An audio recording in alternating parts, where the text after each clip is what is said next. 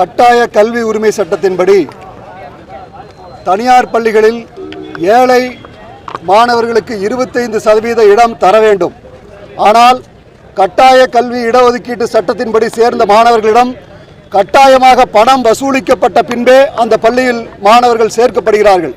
இப்போது நம்முடைய பெரியநாயக்கனம்பாளையத்தில் உள்ள செயின்ட் ஜான்ஸ் பள்ளியில் இங்கே இருக்கின்ற இந்த மாணவனை யூகேஜிக்கு பணம் கட்டவில்லை என்று சொல்லி இந்த மாணவனை பள்ளிக்கு வர வேண்டாம் என்று சொல்லி பள்ளி நிர்வாகம் அந்த குழந்தையை பள்ளிக்கு விட மறுக்கிறது.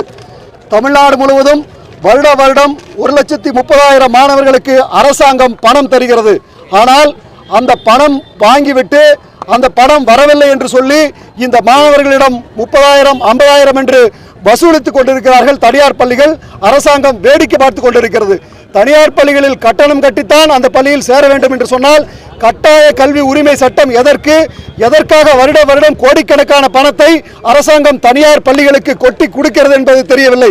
அதனால் இந்த சட்டத்தில் தமிழ்நாடு முழுவதும் எல்லா பள்ளிகளிலும் எல்லா மாணவர்களிடமும் பணம் வசூல் செய்து விட்டுவே அந்த பள்ளிகளில் மாணவர்களை சேர்க்கிறார்கள். அதனால் கட்டாய கல்வி உரிமை சட்டம் என்பது ஒரு ஏமாற்று வேலை. அந்த ஏமாற்று வேலையை தமிழக அரசாங்கம் செய்து கொண்டிருக்கிறது. உடனடியாக தமிழ்நாட்டினுடைய கல்வி அமைச்சர் தலையிட்டு கட்டாய கல்வி உரிமை சட்டத்தை நேர்மையாக உண்மையாக நிறைவேற்ற வேண்டும் என்று நாங்கள் தமிழக அரசை கேட்டுக்கொள்கின்றோம். இல்லை என்றால் CEO அலுவலக முற்றுகை, கல்வி அலுவலக முற்றுகை என்று தொடர்ந்து நாங்கள் போராட்டத்தில் ஈடுபடுவோம் என்று தமிழக அரசை நாங்கள் எச்சரிக்கிறோம்.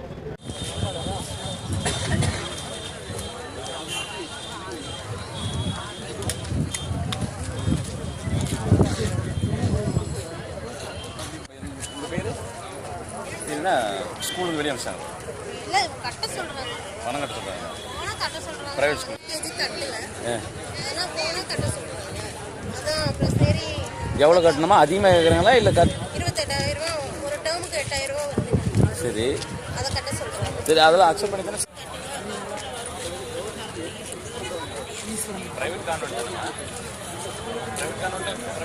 அந்த ஸ்கூல்ல அந்த எலிஜிபிள் உண்டா? அவங்க என்ன சொல்றாங்க அதுக்கு? அது வந்து நீங்க கட்டணும், பணம் கட்டணும். கவர்மெண்ட்ல இருந்து வரும்போது அப்படி சொல்றேன். என்னால கட்டவே முடியாது. அப்படியே அந்த எக்ஸ்ட்ரா யூனிஃபார்ம் வர வேண்டியது